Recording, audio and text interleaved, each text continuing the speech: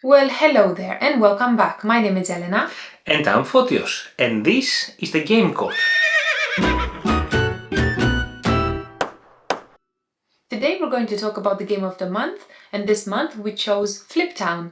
Fliptown is a recent paper and pencil game, effectively flip and write game, designed by Steven Aramini, with art by Naomi Ferrell, and is published by Right Stuff Games. In this 1 to 4 player game, you'll try to flip poker cards to determine how you explore a wild west town.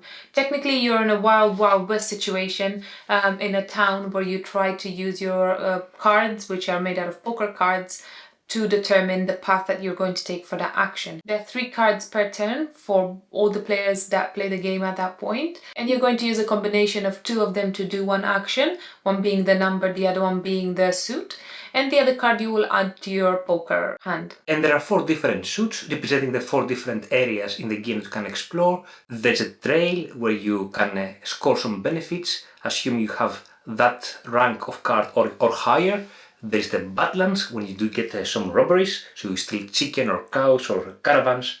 There is also the mine, where you do some excavation, and you get some juicy benefits. And then there is the town, which is quite juicy as well, because it has all of these different buildings that are impossible to explore in a single game. And if none of this works for you, there's also the cemetery that gives you a lot of benefits, but you will get some bad things from there because you are in a cemetery. The cards that you flip in this game, because it's a flip and write game, and as Elena already alluded, it's basically a standard deck of cards, exactly. And apart from this, the game also has some objective cards in a, let's say, welcome to situation, whereas the first person to do the objectives gets more points than every other player. And there is also some cards which give some asymmetry to the game, because you have some characters per se. So you start with different resources, and you have most of the times one-off game ability. Now this game has quite an awesome production where your boards are actually boards, not pieces of paper. Dry erase boards, yes. Yeah, which I really appreciate. It's a bit different, like it doesn't look like Welcome To. The Welcome To is more like a laminated version of a piece of paper. I think this is more like, it's a board itself. It's quite thick as well, and it looks exactly like a board, but it has quite a sheen to it, so it's all erasable, like you can erase it and then reuse it, which I think is pretty cool. And it's a big board, but it falls nicely into the box. You have 4 of these boards into the box, and they are thick cardboard, very nice quality. The deck of cards is just a deck of cards. Yeah. Is that a bummer? It is, but what can you it's do? fine, yes. Art itself is very pretty. Yeah, it's very pretty. I don't think we've come across Naomi before, but I think her art is quite nice. Her Wild West situation. Yeah, with the Wild West colors, exactly. Yeah. That's exactly what it is. Pleasant to the eye, not disturbing. Maybe a little bit too much orange around, and it's a bit hard sometimes to see. But all in all, though, after sort of, I don't know, 5-minute play, you should be fine. And this is super easy to set up, because basically you take out 2 boards for to play a game, you shuffle a deck of cards, and basically you're ready to go, yes. When it comes to replayability, the game offers, as we said, characters for asymmetric setups and asymmetric abilities, and also you have different objectives, so you have different objectives per game. If you play solo, there are different, I think they're called cowbot cards, so you play using these cowbot cards, so you give some variability there as well. But I think the biggest variability comes from the game itself, because I think it's hard to go everywhere, do everything, especially when it comes to the town. There are many different buildings with diverse abilities. It kind of reminds me sort of the Antria's Wall game.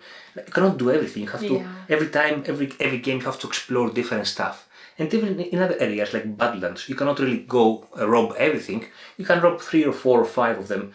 So when it comes to replayability, I think it's quite high. Yeas and nays?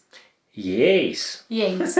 My first yays is actually what you've just mentioned, that you cannot do everything in one game. We've played quite a few roll and writes, and we do have, actually there's a video that we discussed about our favorite roll and writes, our favorite games to take in our holiday, and that we just discussed about many games in there that are roll and writes, flip and writes, whatever, and write, something and write after it. But I like this aspect very much about this game, that you cannot do everything in one game, because it you know, after a while, after doing everything all the time, it's just a bit samey, isn't it? But I really like this aspect that you have to focus mainly on one thing. You can obviously touch upon other areas, like you can do a bit of the Badlands if you do the mines primarily, but it's one thing that you do primarily, or maybe 2, but not everything at once. One thing I like about the game is the aspect of the sheriff, which we didn't discuss in the gameplay itself. So the sheriff, basically you have one sheriff card per round, each of the 3 rounds, and what you try to do is get as few wanted symbols as possible, because if you have too many wanted symbols, then potentially the sheriff will catch you and you have to sacrifice money or victory points. So this is kind of cool aspect, and some of the buildings in the town are associated with, removing some wanted. You have a church that you can give money to and washes your sins. Or you can actually even go to the sheriff's office and check the sheriff card, so you know what's coming, so you can remove some wanted if you need to. I find this aspect of the game, the sheriff card, quite smart, and it keeps you on your toes. I must say, like, most of the things in this game give you wanted symbols, and this is so annoying. Like, you get those wanted symbols more than you get anything else in the game, and you're like, oh my goodness, what am I going to do? I need to get rid of some of them. The idea is the sheriff will only catch you if you have more wanted than what the card actually says. If you have a 10 and you have only 9 wanted, then you should be safe. Another yay from me, and I think that applies to this genre of games rather than this game, but this game does have it, and I think it's very well implemented, is the combinations. What? The combinations? The combinations? Yes. The combinations that you do in this game, that after a few rounds whilst playing, you will be able to do a few of these, like, actions. All actions in one kind of actions, or a few actions in one, which makes it quite bountiful and quite juicy. So you start with a trail, and the trail action gives you a Badlands action, and the Badlands action gives you a town action, and so on. And the town action gives you another Badland action, and you just go in circles and then you do a million things. It's a very nice feeling, the combinations in the game, and in that aspect it reminds me of That's Pretty Clever, I would like to say. So, in fact, for me, Fliptown is a combination of That's Pretty Clever and a combination of That's Pretty Clever and Adrian's Wall. And actually, towards this, it's not a very light flipper ride. It's not a very heavy flipper ride. It's not really Adrian's Wall or Twilight Inscription. It's not that heavy, but it's not very light either. I think it's more towards like Mocha City, I would say. Oh yeah, it's towards Mocha City kind of situation. Wait, yes. Yeah. One thing I want to mention about this, but I think that is quite important, and I think that these kind of genres are actually better and they work better when they create these kind of situations where you actually combine a lot of things in one, and I think that's what makes it a very nice game. Another aspect that I like about the game... You mean a yay? I mean a yay! And I guess that's because I like poker anyway, is that, apart from doing stuff, trails, badlands, mines, and you also try to create a poker hand within each round, and the better your poker hand, the better the rewards. And that's actually a nice side game by itself, I would say. Nays? Yes. I don't have any. You don't I have don't any? think I have any nays about this game. It is a good game, though. It's a good game. It's a very good game. It's not, mind-blowing, I've never seen before. It's a very refreshing roll and write. I really like it the way it is. I don't have anything to complain about. I don't think there's anything particularly nitty-gritty that doesn't work in the game. I like it as is. It's a very good game. One name from my side is with regards to the availability of the game, especially here in the UK, it's quite hard to find it. We bought it second hand ourselves from a guy who has backed it on Kickstarter.